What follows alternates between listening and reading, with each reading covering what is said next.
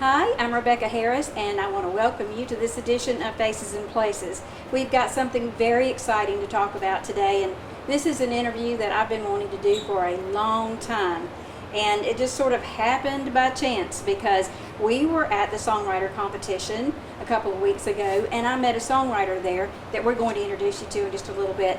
And he mentioned to me that he had written a song for the Miracle Riders. So I thought, what a great opportunity to introduce this song to you guys and to talk a little bit more about the Miracle Riders. And if you don't know who the Miracle Riders are, I don't know who couldn't know by this time in our area, but they really do some wonderful work for our community, and we are all extremely proud of them. And I am just beside myself because for the first time I'm going to be able to hear the whole entire story about how it got started and all of the things that they do. And Scott Ressmeyer here, we've known each other for a long time through Country's Barbecue. Yep, we worked together like 43 years ago, so that's been a while. Yes, and at a lot of different festivals and events in town when Country's was catering things. I always got to see you for a minute, and we were always so busy I never really got to spend any time with you. Well, we get to do it today. Yeah, so thank you for having us out here. I appreciate you being here. And I also wanted to say that your riding motorcycles is very close to my heart, as you can see. When I prayed for a soulmate, I asked God for three things. I wanted a man who would appreciate my music, and a man who could dance with me because I always front the bands and I don't get to dance, and a man who could ride a motorcycle. So I found all that in Ray Shavers, and he's also a songwriter, and we have so much fun when we go out and ride our Harley, but we don't get to do the kind of work that you do when you ride your motorcycle. So I just want to know a little bit about how this dream of yours got started and how it's continued over all these years. Well, you know, when you were doing your little introduction about this story and you talked about things that just happen, and you don't know why they happen, but they happen, that is exactly what this story is. It just happened. In 2009, I was going to turn 50 years old, and we were doing a bunch of different things with Countries, and personally I was working with the hospital, helping them with events that they were doing. We worked with the Reindeer Run, we worked with the Celebrity Classic, just different events at the hospital. And I found out that the folks at the hospital were going to give me a surprise 50th birthday party. Oh.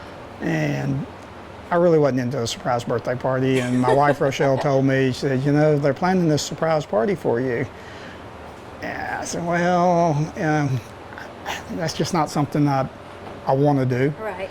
And so at the time, Karen Cook was at the foundation at the hospital, and she was the one that was kind of spearheading this surprise birthday party. So I went to her and told her, I said, I'm not going to be here. I'm going to be out of town on my surprise birthday party. And, you know, first of all, how do you even know about this? And I said, well, told my wife that was the first mistake. So, but the surprise birthday party really turned into what the Miracle Riders are today. I mean, the surprise birthday party, we're actually at Lakewood Elementary School, feeding the kids that had the biggest participation in the Reindeer Run. And I said, you know, I'm going to be on my motorcycle and I'm going to ride all 50 states is what I said at the time. And I'm just not going to be around. And if you can figure out a way that, you know, we could raise money and make a difference in kids' lives, you know, with my adventure going across all 50 states, then have at it. You know, and the next day I get a phone call, and they had their board meeting at the hospital, and I get a phone call and they said, well, the board's all in for this. And then first thing went in my mind is, oh my God, now I got to actually do this. And then I realized, well, I can't do all 50 states at one time because you can't drive to Hawaii. Yes. And Alaska's really way out there. So I toned it back, I'll do all 48 states. So I figured we'd do the lower 48 states. It was going to be a one-time trip, and it was going to be a deal where we were hoping to raise enough money to buy a draft omni bed, which helps preemie babies, basically. And then at the time, those beds were about $32,000, somewhere right in there. And we helped, well, maybe we can raise enough money to buy one of them. So the plan started going along, and all these people started coming to me, the people I ride with, and they said, well, you can't do this.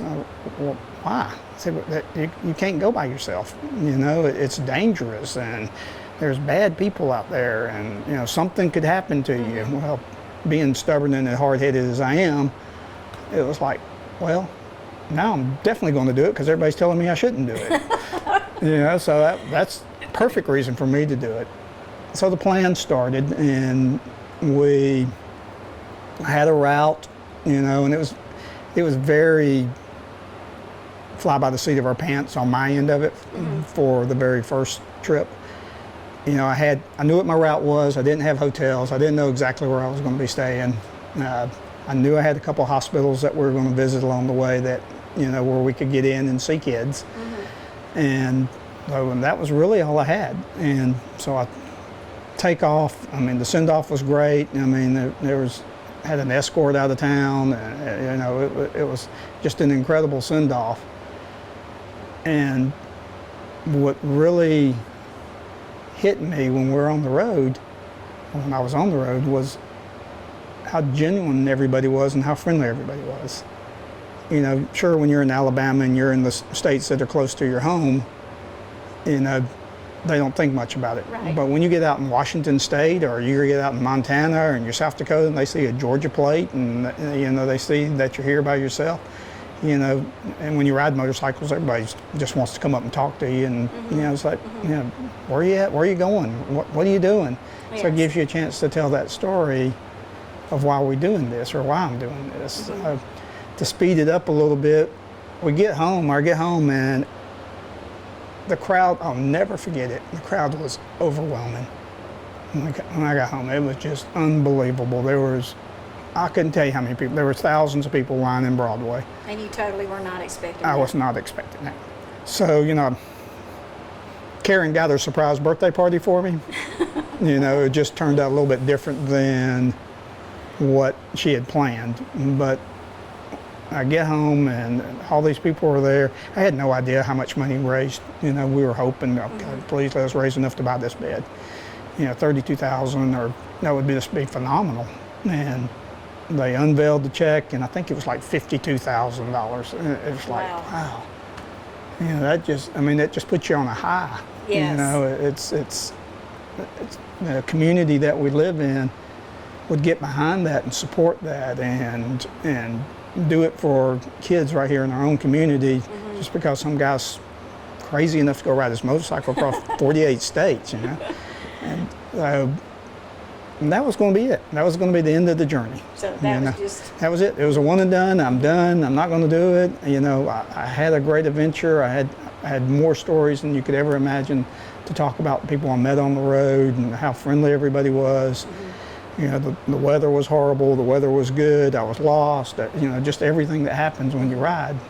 And all the guys that came and told me that you shouldn't do this, you know, that you don't need to ride 48 states by yourself, or you don't even need to ride 48 states, period, you know. They all wanted to go. They said, well, next year, we want to go with you next year. I said, well, I'm not doing the next year. It was one and done, I'm finished. You know, and that truly is the way I felt, and it changed, I guess. We were sitting at the Midnight Express at Country's, and Mike Jolly, the sheriff in Harris County, come out there, and he was helping me with the race, and he goes, well, you know, next year when you go in May, I'm going with you, because he was one of the main ones to tell me, no, you can't. It was dangerous. Yes. You know, and they're looking at it from the law enforcement side of it, and they see all the bad. Right. You know, and they said you shouldn't do it, and gave me a cajillion reasons why I shouldn't. He said, but I'm going with you next year. I said, Mike, I'm just not doing it.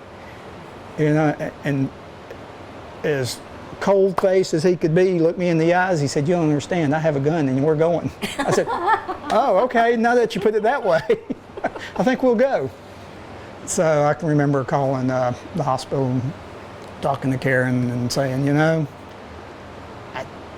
I think we're going to do this one more time. And I can imagine probably what she was thinking when she hung up the phone. I probably don't want to imagine what she was thinking when they hung up the phone, to be honest with you, but it was, deep down I knew I wanted to. I really did, and deep down I knew I really wanted to share it with the guys that told me you shouldn't do it. And I thought, okay, maybe we'll have 4 or 5 that want to do it. Well, we wound up that year having 11 guys that go on the ride. So this was going to be our second ride, or my second ride, their ride to experience it, and then we were going to be done. Okay, so these people all had jobs, all had families, and they all wanted to join in with you.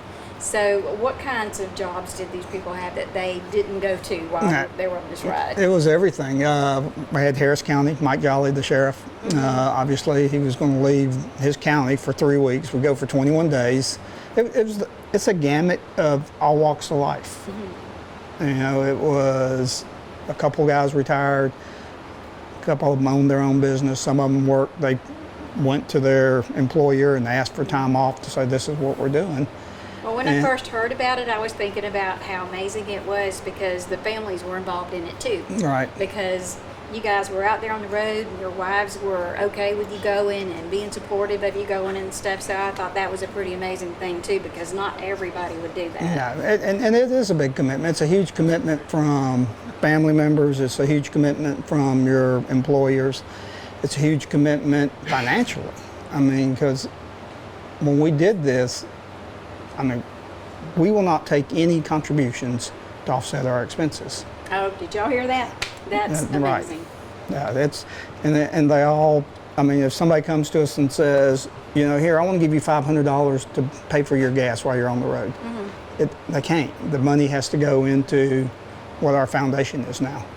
You know, we never wanted the public to feel like that we're out there on this great joyride, seeing the countryside, having a great time, and somebody's paying our bill. Right. You're not out there partying. We're not out there partying. No. We're out there telling the story about kids, you know, whether they're sick kids or kids that have been taken out of their homes or kids that need to learn to swim or anything that helps kids in our community. That's what we're out there for. And we don't want to take a contribution from somebody and that contribution go for us to have a good time. We want 100% of that contribution to go help those kids. And every one of the guys feel that way. And, you know, you think about it and say, well, okay, how expensive can that really be?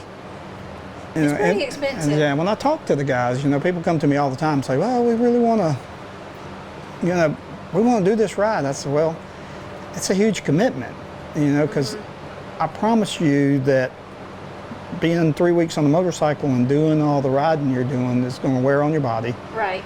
You ride in every kind of weather that you can imagine. I mean, because we have stops. You have to be at those stops. You know, but you're going to be away from your family. There's financial burden, and that financial burden typically costs them about $5,000 a year to do that trip. You know, and that's hotel, food, gas, maintenance on your bike. You know, anything that could happen while you're on the road, you know, that money comes out of your pocket. It doesn't come out of the money that we're raising. So, you know, and that turns a lot of them away because a lot of people actually do believe that the monies that we get help pay for our gas and stuff like that, and it doesn't. It's just, you know, every dime we get in, we want to bring it back and give it to the kids here. And well, going for the ride is so much fun, but it's also very grueling. So if those of you out there who ride, you know how hard it is to ride in all kinds of temperatures and all kinds of circumstances, and just keep on doing it, you know, because sometimes we might say, well, let's go run down to Panama City, and some people are pretty whiny by the time they get there. Right. So I thought about y'all so much about what this does to you physically and emotionally and financially and everything else, and it is a sacrifice. It's a sacrifice, and you know, and I think when I did it the first time, I was doing it because it was the adventure. I was doing it because I was going to get to ride my motorcycle all across this country, and I really didn't know what it was going to mean to me here. Right. You know, I really didn't know what it was going to mean to kids and families back in the community. Every one of the guys, when they come on the first time, they felt the same way I felt. This is going to be this great adventure. I'm going to be traveling with all my buddies, and I'll be on the road. I'm going to be on the motorcycle. Mm-hmm. It's 21 days of, spring break, yes. And it changes them. You watch it. You can see it change. You can see you take off in the celebration, and you're on this incredible high from the send-off, because everybody there, your family's there, everybody's there to support you. Mm-hmm. And then you ride 500 miles that day, so that's like ride down to Panama City, right? Turn around and come back home. Right, So that's basically how far you're riding that day. And then you say, oh wow, I gotta get up and do it tomorrow morning. So you go to bed, and you're still on that high from the send-off, and then you get up and it's raining, and you're like, oh, now I gotta ride another 500 miles, and it's pouring down rain outside, and I don't really like to ride in the rain, and we gotta go through this big city, and all those things start playing on you. Mm-hmm. And you think, God, this is miserable, because I can remember some of the guys there, we'd ride 2 or 3 days straight and nothing but rain or cold, and it's like, you can see it in their face, why am I doing this? I've lost my mind, what was I thinking? Then you meet that one family on the road, and they tell you, oh, this is my daughter, she was in high-risk nursery, and those beds that you're riding for and the equipment you're riding for, it saved her life. Here, hold Sarah. Yes. Yeah. And the guy, you see grown men start to cry, and you see grown men say, this is why I'm doing this. Mm-hmm. It ain't the spring break. it's the camaraderie of being on the road with my brothers. Mm-hmm. But doing something for kids and helping kids and telling a story about kids, and the police officers, and we have paramedics with the fire department. They see the worst of the worst a lot of times. Mm-hmm. But when they're on the road with us, they see the best of the best. They get to see really what the humanity is really all about. Because we've been doing this 11 years, and we've never had one incident on the road where we ever felt like we were in jeopardy or in a bad situation. It's always been what positive. He said, 11 years on the road without any bad incidences happening. Yeah. And I really think that that's just a favor of the Lord right there, because when your heart is in the right place like it is, and so many people are praying for your safety, it's wonderful, because things can go wrong. Oh yes. And when you're sitting there telling me about the police officers and other people being there with you, those people are there and they have experience in case something does happen. But fortunately, you haven't had that. We haven't had that, and the people are good. I mean, we get. You pull up into the rest stop, and people come to you. There's a group of 15 of you. Or, we've had as many as I think 21 on the road at one time now. And you pull up, and sure, people are apprehensive a little bit. Yes. You go into a small town, and it's cold, and we wear these dusters. That's what we wear when we ride. They keep the rain off of you. They keep you warm. And you walk. All these motorcycles pull up in this little bitty town, the population 300 people. And there's Sunday dinner going on or Sunday lunch going on, and we're starving, and we've been riding in just worst conditions you can imagine. You walk in, the whole restaurant gets quiet. It's like, they don't know what's about to happen. What's going to happen here, and that's the stigma that the media puts out there a lot of times, biker gangs, Yes. biker clubs, Yes, they're bad people, and then they find out what we're doing, and you'll walk out of that restaurant where they made $200 or $300 in donations to you, because that's great. And I got people that we still talk to all across this country that I met in restaurants, met in truck stops, met on the road, just anywhere. And probably my most favorite story of being on the road is I made a wrong turn. I always make wrong turns. I'm always lost. The GPS says go this way. Well, I don't feel it. I go this way. And I get a hard time about it, and that's okay. That's what my job is to get us lost, and and find the places to eat. That's what I do. And so I'm lost, and I need to get gas, and we're in a little town called Bonesteel, South Dakota. Population maybe 200, maybe. And there's a gravel parking lot that has a gas station that we pull in and we're getting gas. And I'm asking the guy there working the station, I said, was there a place to eat, close? Because the guys are starving. If I don't find a place to eat, they start getting irritable. Yeah. So I got to feed them.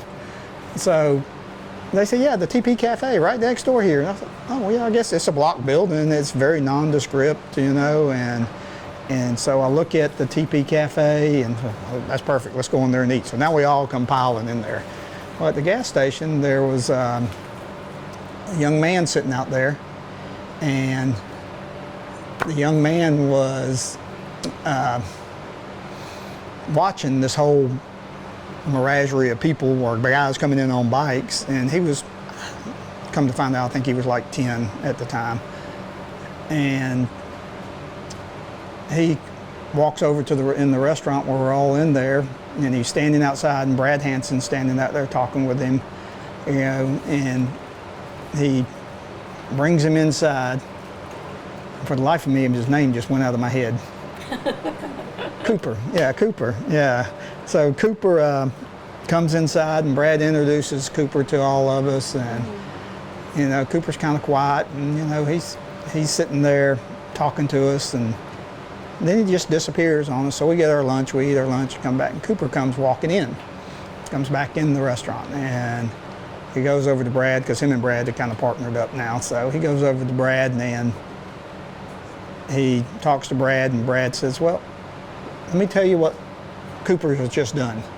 Cooper went home. Cooper went into his piggy bank. Oh.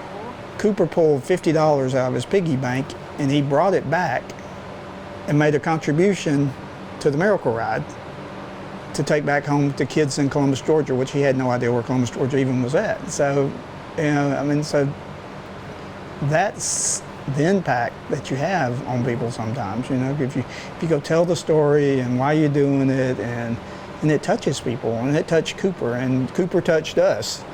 I said, so next year, all right, we're going to one-up Cooper. And I said, we planned the route. We got to go through Bone Steel, South Dakota. So we said, Cooper, we're coming. We're going to eat at the TP Cafe again. We're looking forward to seeing you. And so we pull in.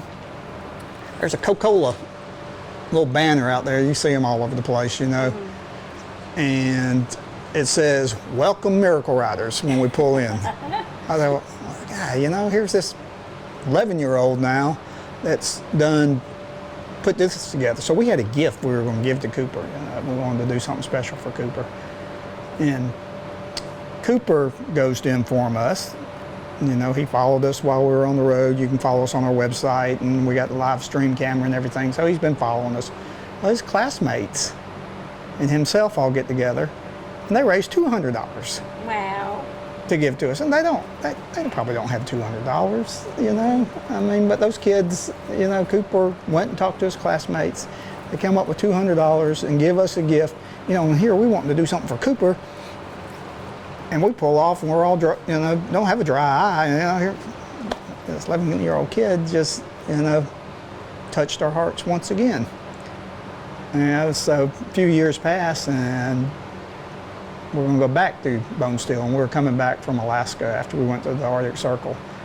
I said, we ain't even going to tell them we're coming, until the last minute. So we let him know we're coming, and we're all looking around. We're eating in the TP Cafe. We don't see him or anything, and finally somebody said, well, that's Cooper standing over there. He's standing inside the restaurant. Now, he's 14 now, and he's a farm boy. And he is grown. He's a good-sized boy. So you didn't recognize him? And we didn't recognize him, We didn't even recognize him. It's been 3 years, but I don't know. They eat corn and potatoes up there, I guess, But he's just good-sized guy. And so we have dinner with him, What does Cooper have? He has money for us. So he gives us another contribution. So we're getting ready to leave. We're going to figure, what are we going to do for Cooper? We got to do something for Cooper. So Cooper gets in his truck. Now he's 14, gets in his truck and gets ready to drive. I said, well, what are you doing? He said, well, South Dakota, I live in farm country. I can drive at 14. So we figured we need to do something to get Forrest's truck. Is what we need to do. So, but it's just, that's a relationship that it wasn't meant to happen. I got lost. And here I am in Bones. Yeah, it was meant to happen. Yeah. I was in Bonesteel, South Dakota, and we met this incredible young man that, he said, well, one day we'll get you on the motorcycle and you can ride with it. He said, oh no, I'm gonna drive my own motorcycle, Well, I look at his Facebook page now and I see him, he's got a dirt bike, he's riding motorcycles, his uncle's got a Harley. There'll be a day, I think, that Cooper will probably have a Miracle Rider group that comes out of Bonesteel, South Dakota. Well, I want to thank you guys for what you do and for the example that you set for other people, for the selfless things that you are contributing, and it really does make a difference. I had kept this little girl at my house when she was just coming out of the high-risk nursery, and she weighed 4 pounds when I started taking care of her. She's graduating from high school this year. Yeah. But she goes to that little party that they have at the hospital every year for the children who made it. Yep. And it is such a celebration, and because of what you guys did, they had the little beds that they needed to take care of those babies. And I know there's other charitable things that you guys do, so can you tell me a little bit about what these other things are, just real briefly? Yeah, we want to focus on anything that pertains to kids. When we went to the Arctic Circle, that ride really was going to dedicate to our house, which is the Methodist homes for kids that basically they've been taken out of their homes because their parents aren't good parents, and put in a protective or a safe environment. And that was hard for us because, one, that shouldn't happen to kids. Right. You have a healthy child that was born but yet is mistreated and for whatever reason, so they're taken from the parents. But then it's hard too because that's a hard story to tell because you can't really talk about those kids. And we can talk about the kids that were in high-risk nursery. Well, these kids are in protective custody, so you can't really talk. You can talk about, Sally A or Johnny B, which really isn't their name. But these kids need help, and I know. Just talking to the caretakers out there at the Arabella home for the girls and to the Carpenter's Way for the boys, one of the girls talked about, I finally have a place. Well, back it up a little bit. She was afraid, because she was a teenager, I think, 13, that, I'll never have anybody love me. She's up for adoption, and she said, who will ever love me? That'll rip your dang heart out. Somebody, this beautiful young lady that doesn't feel love. And so how do you go tell that story? You can't. It rips you apart, but it happens, and you got the sheriff youth homes that do the same thing. They work to try to get these kids and get them on the right path. And that's hard because those kids, are coming from a really bad background, and they don't know the difference sometimes between right and wrong, so they're making wrong turns, and right. And you try to show them the right way. You try to show them, this is a bunch of guys who are spending their time and their money to go out there and tell your story. If we can touch one and change their life, then it's worth everything that we've done. And that's really what we say. Our whole ride focuses around trying to make a difference in one child's life. And maybe one day we will. Well, it has a ripple effect because you help one child and then they get confident and then they help other people. And like I said, we're extremely proud of you, but we as a community want to get behind you and help you. So, you guys out there want to help too. So tell us how we can help and what we can do to get involved and support you. Well, this coming in May, we were riding in the fall for the last 2 years. I want to go back into the spring, get it in the spring, and we got to, what makes it interesting, what keeps the public, because we really talk about the adventure and meeting the people, and we don't really talk about the money. The money's important, but we want to tell the story. It's our mission to go tell the story. The money will happen I don't know why. it just happens. We don't try to wrap our head around it, try not to overthink it, and just go tell the story. And so what makes our rides interesting, we did the lower 48 and we did it 9 times, I guess, or 8 times, I forget, 7 times, I forget how many times we did it. Actually 7 times we did the lower 48. And so we came up with, let's go to the Arctic Circle. Nobody in their right mind will drive to the Arctic Circle and back. So the public, they're crazy. So they want to follow you because they're crazy. So we figure, all right, we'll do the Arctic Circle. And then we did that, and that was a huge success. People really got behind that, and they followed it. And the roads that we were riding on were unbelievable. We had people from Peter Bowden with the Visitors Bureau met us in Coldfoot, Alaska, and ate reindeer steaks with us that were cooked on by Golden's Grill. That's made right here in Columbus. Ed Boyd and Stacy came up there and they cooked for us on Golden's Grill at Camp Coldfoot in the middle of nothing, nowhere. Wow. Because they believed in what we were doing, and that just helped us tell that story. They didn't give us any money, but they helped us tell the story. Right. And so the year after that, we said, all right, well, we've been to the Arctic Circle, we've done the lower 48, what do? I know, let's do a ride and we don't know where we're going. And we called it the Magoo Ride. We had no idea what our destinations were. We didn't know what hotels we were staying at. We changed it and made it interesting every night. I would draw a name out of the hat. And if I drew you, Rebecca, then you're the leader that day.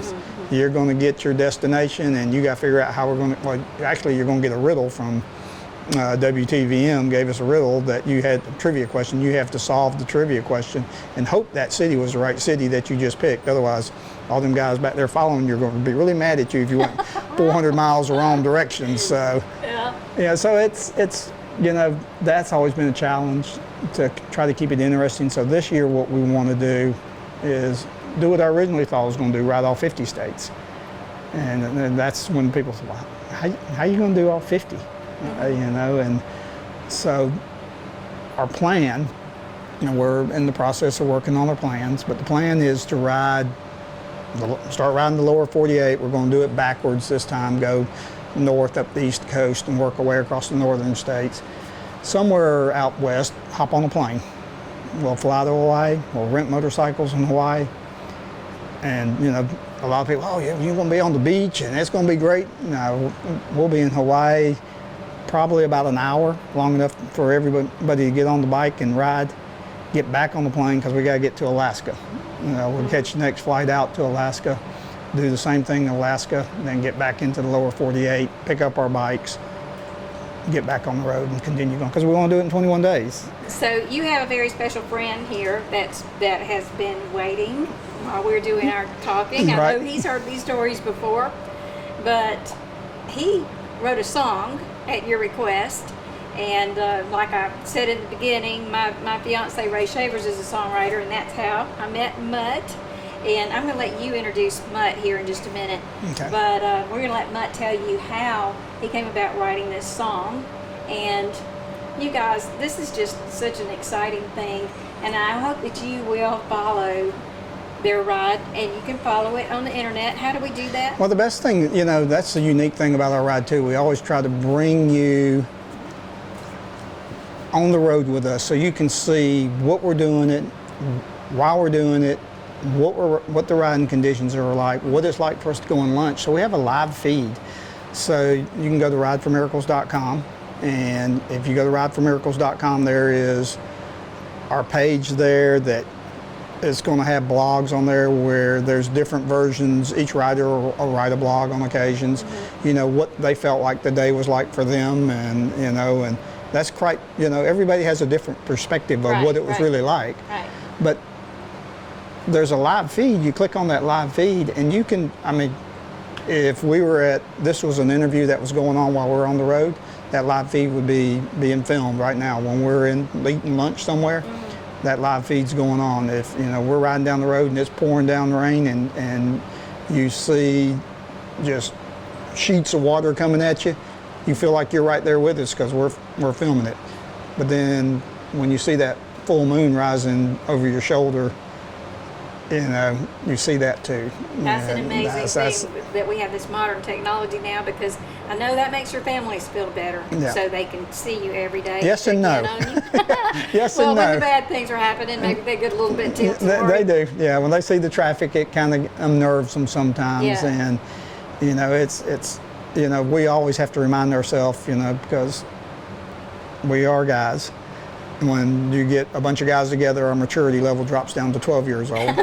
So, we have to always remember, the camera's on, and so, but it's real. I mean, it's real. You see what it's like for us being on the road. You really, truly get to experience that, and it's pretty most of the time. Sometimes it's not pretty, I mean, we have close calls. We've had a few accidents. So, the guys all know what they're signing up for, and that, it's a calling. I mean, it really is a calling that you want to do this. And when you think it couldn't get any worse, that's when you meet that one person that said, this is why I'm doing it. Well, there's always confirmation when you're doing the right thing. Yeah.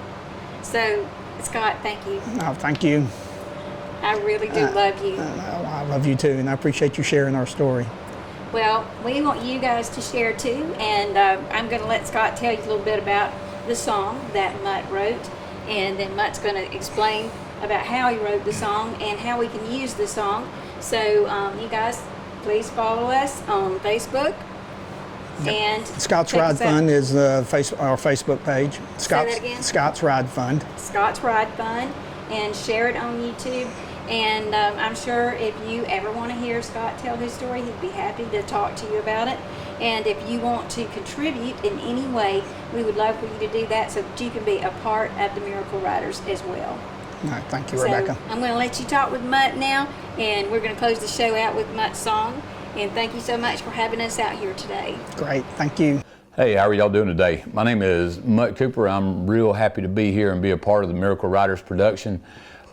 Basically, the way I got involved with the Miracle Riders as far as doing the song is I've known Scott for about 40 years. Scott came to me and asked me about writing a song for the guys, and I agreed to it. I used the same type of technique working with Scott that I did working with some of the guys at Operation Song, where we work with veterans to write songs, and interviewed Scott. Just from the interview with Scott, I wound up with 2 verses and a chorus, and met with the rest of the Miracle Riders and their wives, and was able to come up with the last verse and the tagline.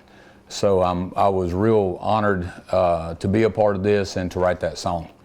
And some other things that have come as a result of the song, a lot of people have contributed their time and efforts into this. It's a very giving group.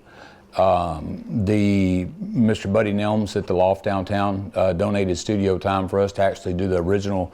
We're doing a bigger recording of what we're doing of the song, and so it can be commercialized and used for the Miracle Riders nationwide and on commercials and things of that nature. Some friends of mine, the Wilson Brothers Band, Chad and Kyle Wilson, agreed to do the song for us, and they Wilsonized it very well. They did a good job on it. And we'll probably be releasing that in March, I believe it is. And they finished up a lot of the mixing and stuff at the Nashville recording studio. But they finished up, and those guys did a really great job on it. So it's made me proud as a songwriter. Back out on that road again from Columbus to Greenville. Eating up the mileage on our horses made of steel. Starting out, we got a long way to ride, with the wind in our face and the sun tanning our hide.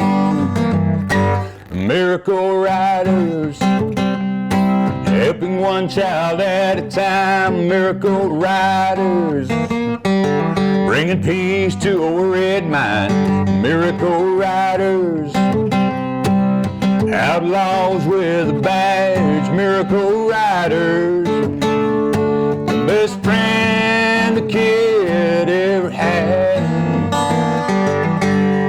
20 states later, a road worn and blurry eyed. wondering why in the world I volunteered for this ride. Looking around at my brothers out here on the road. Well, we're all riding together trying to pull this heavy load. Miracle Riders, helping one child at a time. Miracle Riders, bringing peace to a worried mind. Miracle Riders, outlaws with a badge. Miracle Riders, best friend a kid ever had. Been gone 21 days, one wrong turn at a time. Crossing 48 states, glad to see that Georgia line. Was it worth 10,000 miles? Well, the answer to that question is in those children's smiles. Miracle Riders, helping one child at a time. Miracle Riders, bringing peace to a worried mind. Miracle Riders, outlaws with a badge. Miracle Riders, best friend a kid ever had. When you see us riding, how will you know? We'll be wearing dusters with our hats pulled way down low. Miracle Riders. It's been such a privilege to be here today to hear Scott Ressmeyer tell us the story about the Miracle Riders, and for me to be able to actually sit on this bike where they have used this bike as a tool to raise over $1.5 million. Folks, that's a lot. That's a lot of miles on this bike too, and a lot of sore booties and a lot of love from a lot of people. So thank you so much for supporting the Miracle Riders in any way that you can. And I want to thank you for joining us today on Faces and Places. And I really, really, really want you guys to share this video on YouTube so that we can get this story out. We can have even more people involved in this wonderful movement. So it's making me very emotional right now. But thank you so much for watching. And Scott, we love you.